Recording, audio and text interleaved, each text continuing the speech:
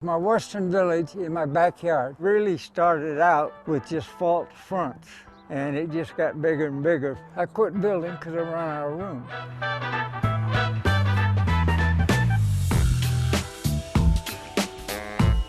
My name is Kenneth White. I'm a retired school teacher. Now I just build things for a hobby.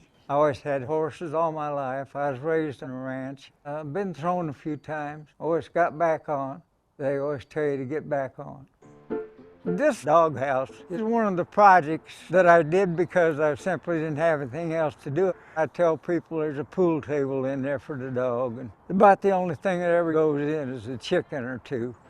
About the coolest thing I've ever made is my western village in my backyard.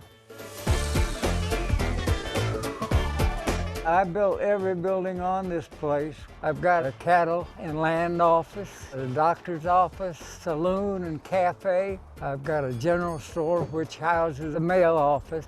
I've got a two-story hotel, and I've got a church. I wanted to build a school, but I ran out of room.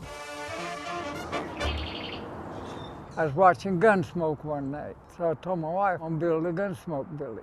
I used old barn wood, tried to make it as realistic as I could, from a time period of 1880 to 1900. It took me about 5 years. It really started out with just false fronts, and it just got bigger and bigger from there. The first building is the bank. We have a teller's cage. The furnishings are all as close as I can get them, even the lock. Next, we have the most infamous part of Whiskey Creek.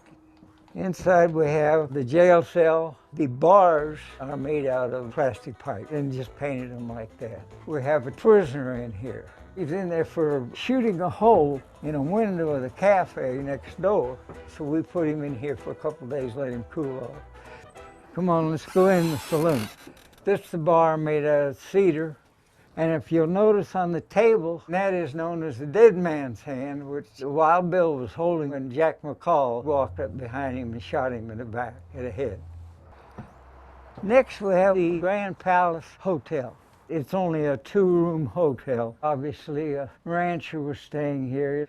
His hat and the saddlebag. This is a fancy dress. He must have had a real fancy lady.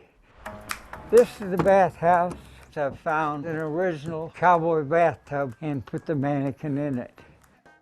And this, of course, you know what it is. Back then, they didn't have such luxuries as toilet paper, and so corn cobs were in vogue at that time. Had to be rough. I guess if you do what you gotta do.